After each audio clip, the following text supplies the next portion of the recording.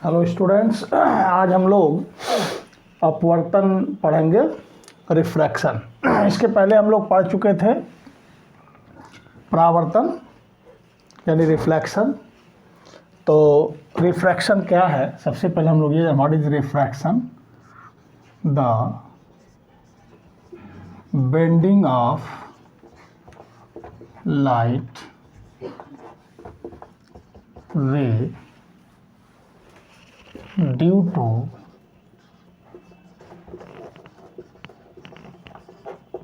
changing of medium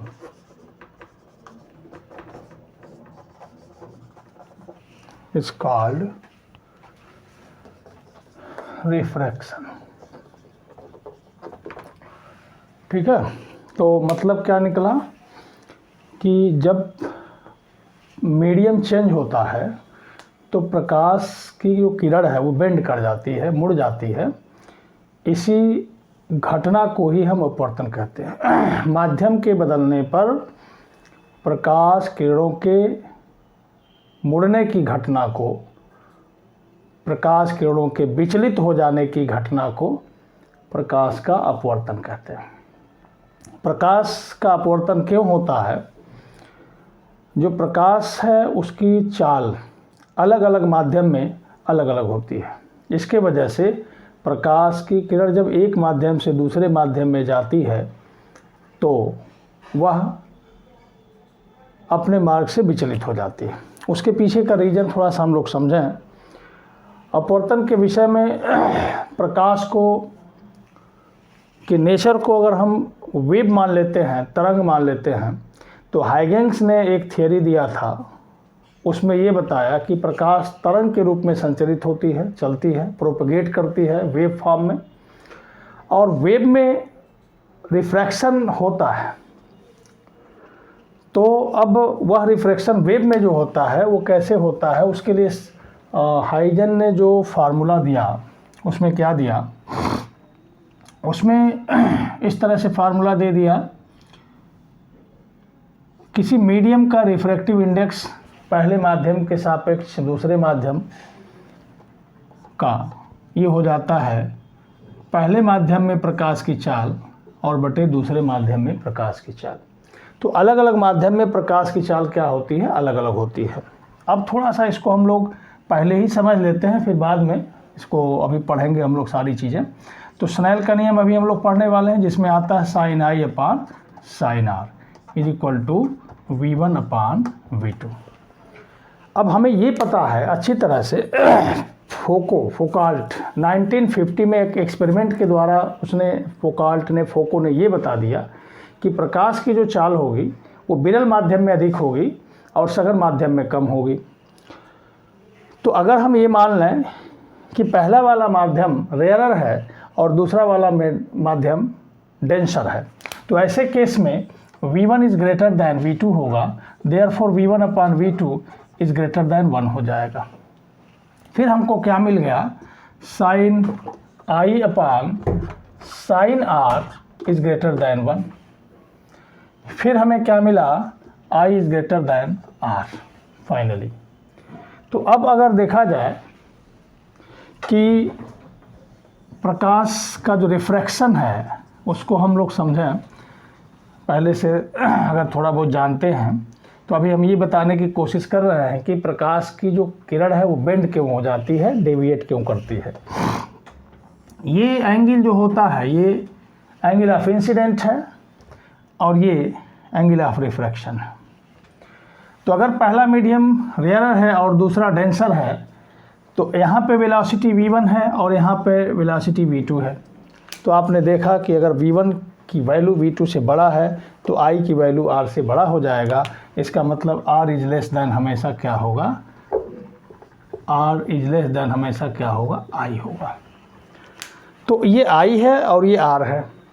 तो अगर दोनों बराबर होते तो ये रे सीधे निकलती, छोटा होने पर R के छोटा होने पर ये रे इधर आएगी, बड़ा होने पर ये रे उधर जाएगी। तो मतलब बहुत साफ आया कि अगर पहला मीडियम रेयरर है दूसरा डेंसर है तो जो प्रकाश की किरण है वायर जो नॉर्मल है उसके तरफ झुकेगी, और अगर पहला मीडियम डेंसर है और दूसरा रेयरर है तो वह नॉर्मल से दूर हो जाएगी।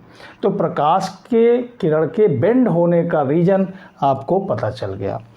अब हम लोग ये तो ऊपरी तौर पर सारी चीज़ों को हम लोगों ने देखा, लेकिन अब इन्हीं चीज़ों को हमें पढ़ना है सिलेबस के अनुसार। तो ये है प्रकाश का अपवर्तन। अब इसमें कुछ टर्मिनोलॉजी है जिसको समझना ज़रूरी है। इसमें हम लोग क्या करते हैं, यहाँ पर हम दो मीडियम कंसीडर कर लेते हैं। एक मीडियम हमारा इस तरह से है और दूसरा मीडियम हम इसको मान लेते हैं ऐसे कुछ डॉटेड या ऐसे स्पॉट बने हुए हैं। हमारे पास एक मीडियम कुछ इस तरह का है। अब इसमें ध्यान दें, यहाँ एक पॉइंट हम लेते हैं और इस पर हम नॉर्मल ड्रा कर लेते हैं, एक अभिलंब खींचते हैं जो दोनों मीडियम को सेपरेट करने वाला सरफेस है उस पर वो नॉर्मल है। यहाँ पर एक रे ऑफ लाइट हम ले रहे हैं, इसको हम कहते हैं इंसिडेंट रे, जैसा कि पहले से आप जानते हैं। Angle between incident ray and normal is called angle of incident. This can be written as small i. Normal और आपतित किरण के बीच का कोण आपतन कोण कहलाता है। अब ये जो किरण है रिफ्रैक्शन के बाद ऐसे आ गई और ये एंगल ऑफ रिफ्रैक्शन को हमने मान लिया R। This is medium number 1 and this is medium number 2। ये दो मीडियम की बात हो रही है। इन सारी चीज़ों को जानना है। फिर से एक बार हम बता देते हैं, ये आपतित किरण है, अभिलंब है, अपवर्तित किरण है, ये ऑलरेडी अभिलंब है, ये क्या है, आपतन कोण है, और ये अपवर्तन कोण है। ठीक है। अब आगे हमें ये जानना था रूल ऑफ रिफ्रैक्शन या law of refraction. There are two law of refraction. First, incident ray, refracted ray and normal lie in same plane. मतलब आपतित किरण, अपवर्तित किरण और अभिलंब तीनों एक ही समतल में होते हैं, जो आपको दिख रहा है। दूसरा है the sine of angle of incident, the ratio of sine of angle of incident and sine of angle of refraction is always constant or remains constant। मतलब आपतन कोण की जया और अपवर्तन कोण की जया का अनुपात नियत रहता है। That is sine I upon sine r is equal to नियतांक, that means constant। This law is called Snell's law also। ठीक है, इसको हम स्नेल्स लॉ भी कहते हैं। अब अगर हम कोई एक वर्णीय प्रकाश ले लेते हैं, मोनोक्रोमेटिक लाइट ले लेते हैं, या किसी डेफिनेट वेवलेंथ की लाइट ले लेते हैं, तो this constant is called refractive index of second medium with respect to first medium. मतलब क्या हुआ, किसी एक वर्णीय प्रकाश के लिए या फिर निश्चित तरंग दैर्घ्य के लिए यही साइन आई और साइन आर का जो अनुपात है, यही अनुपात पहले माध्यम के सापेक्ष दूसरे माध्यम का अपवर्तनांक कहलाता है। Refractive index of second medium with respect to first medium. This refractive index is denoted by the sign 1 mu 2. 1 mu 2, that means refractive index of second medium with respect to first medium. And by Snell's law, this can be written as 1 mu 2 is equal to sin I upon sin R. Refractive index is a pure ratio, therefore it has no unit and no dimension। जो refractive index है वह शुद्ध अनुपात है, इसलिए इसका कोई मात्रक और कोई डायमेंशनल फार्मूला या बीमी सूत्र नहीं होता। ठीक है, तो इस तरह से हम लोग जान गए कि 1μ2 is equal to sine I upon sine R. इसको अच्छी तरह समझने का मतलब क्या है कि यहाँ पर जो रे है, लाइट रे, वह मीडियम 1 से मीडियम 2 में जा रहे। अगर यही लाइट रे मीडियम 2 से मीडियम 1 में जाए तो इसी को हम लोग लिखेंगे 2μ1। ठीक है, इसको क्या लिख लेंगे, यहाँ पर लाइट 1 से 2 जा रही है और अगर हम लाइट 2 से 1 में जाएगी तो इसको हम ऐसे लिखेंगे और यहाँ पर तब रिफ्रैक्टिव इंडेक्स हो जाएगा 2μ1। तो what is the difference between 1μ2 and 2μ1? 1μ2 means refractive index of second medium with respect to first medium. Clear? And 2μ1, that means the refractive index of first medium with respect to second medium. Clear? अब इसके बाद हम लोग आगे बढ़ते हैं। Light की कुछ प्रॉपर्टीज़ है जिसमें से सबसे ज़रूरी प्रॉपर्टी है रिवर्सिबिलिटी प्रॉपर्टी। अब हम ये कंसीडर करते हैं कि हमारे पास एक मीडियम 1 है और एक मीडियम 2 है। इसमें Snell's law, by Snell's law भी है। ठीक है, refractive index of some mediums. अब हम लोग इसकी चर्चा करने जा रहे हैं, refractive index of some medium.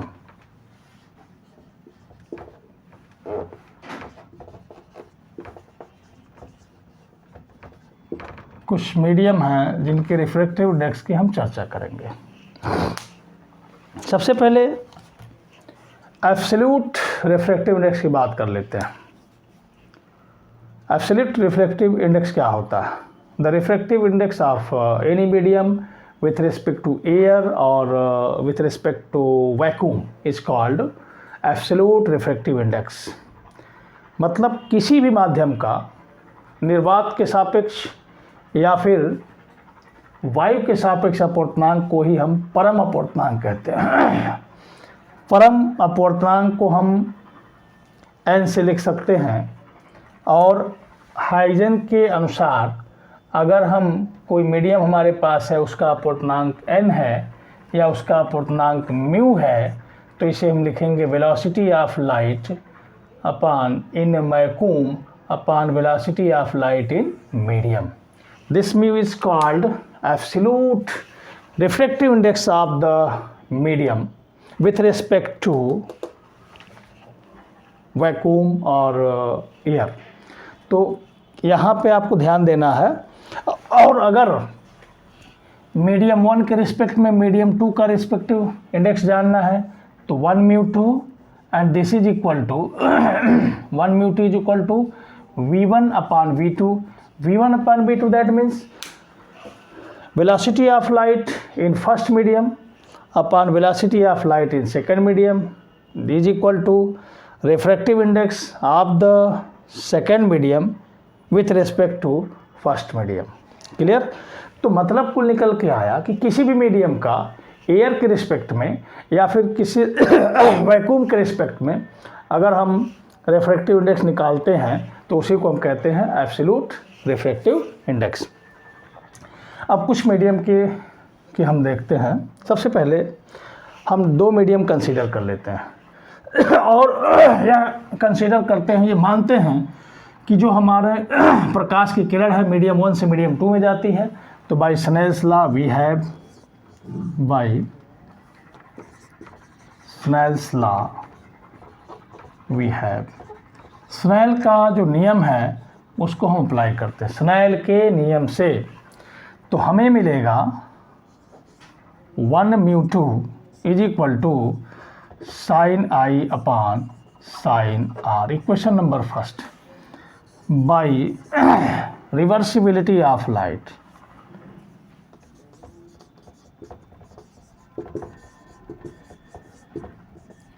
Reversibility of light. Light की एक प्रॉपर्टी है कि वह जिस रास्ते से आ सकती है ठीक उसी रास्ते से वापस भी चली जाती है।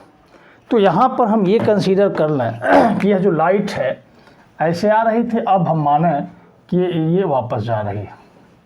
मतलब निकल के आया कि मीडियम 2 से मीडियम 1 में जा रही है। अब यहाँ पे स्नेल्स लॉ अप्लाई करें, जैसा कि मैंने पहले आपको बताया था कि अब इसे हम लिखेंगे 2μ1 and this is equal to, अब ऐसे केस में R is angle of incidence, therefore sin R upon sin I। This is equation number second, equation first into second. तो हमारे पास यहाँ मिला 1μ2 into 2μ1 and this is equal to sin I upon sin R into sin R upon sin I। तो आप देखेंगे सब cancel होगा और हमें मिलेगा 1। क्लियर? तो this is a relation between refractive index of medium 1 of medium 2 with respect to 1 and medium 1 with respect to 2, यानी यह पहले माध्यम के सापेक्ष दूसरे माध्यम का और दूसरे माध्यम के सापेक्ष पहले माध्यम के अपवर्तनांक के बीच का संबंध है। मतलब क्या हुआ कि हमें अगर एक माध्यम के सापेक्ष दूसरे का अपवर्तनांक मालूम हो तो हम बड़े आसानी से दूसरे के सापेक्ष पहले का अपवर्तनांक मालूम कर सकते हैं, जैसा कि 2μ1 is equal to 1 upon 1μ2, that is जो पहले माध्यम के सापेक्ष दूसरे माध्यम का अपवर्तनांक है उसका जो व्युत्क्रम है वही दूसरे माध्यम के सापेक्ष पहले माध्यम का अपवर्तनांक। क्लियर हो गया? अब हम कुछ और मीडियम की बात कर लेते हैं। कुछ और मीडियम की अगर हम बात करते हैं तो यहाँ पर हम एक और मीडियम कंसीडर कर लेते हैं। अब यह जो मीडियम है इसका हम कलर चेंज कर देते हैं, ऐसे डॉटेड स्पॉट से ऐसे बना हुआ ऐसे डॉटेड, लेकिन इसका कलर हमने चेंज कर दिया। तो ये हमारे पास एक दूसरा मीडियम है, ठीक है। और उसके बाद लास्ट में फिर वही वाला मीडियम है जो यहाँ पर था, मीडियम नंबर 1। मतलब एक एग्जाम्पल लेके चलें अगर हम, कि अगर कोई रे हमारे पास लाइट रे है जो एयर से चलती है, वाटर में जाती है, फिर ग्लास में आती है, फिर से एयर में चली जाती है, तो कुछ ऐसा ही हो जाएगा। अब हम ये मानते हैं कि angle of incidence for first medium to second is I and refracted angle of refraction is R1।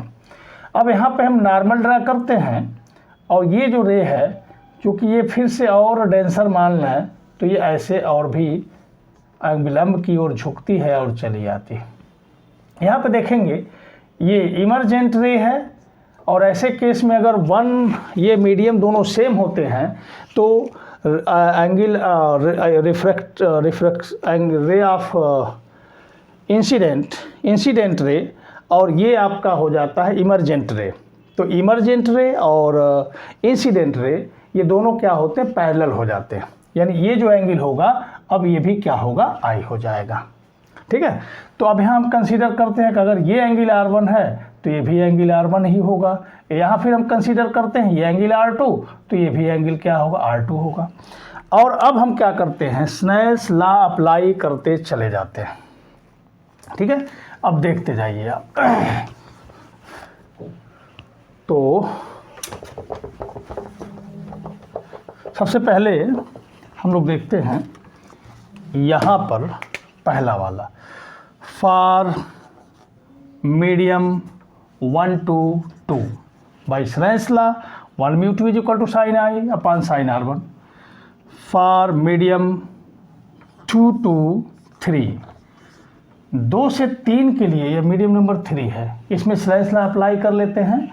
तो क्या होगा भाई, 2μ2 is equal to 2μ3 is equal to sine of this, that is a sine R1, because here angle of incident is R1 upon sine of angle of refraction, this is R2. This is equation number 2 and 3 to 1। अब medium number 3 to 1 के लिए हम Snell's law apply कर देते हैं। तब क्या होगा, 3μ1 is equal to sine of angle of incident for this case, that is R2 upon sine of angle of refraction, this is a I. Equation number 3. ठीक है, equation first into second into third, ठीक है। तो क्या मिल गया, 1 μ2 into 2 μ3 into 3 μ1 and this is equal to sine I upon sine R1 into sine R1 upon sine R2 into sine R2 upon sine I। तो सब कैंसिल हो गया, आप देख पा रहे हैं।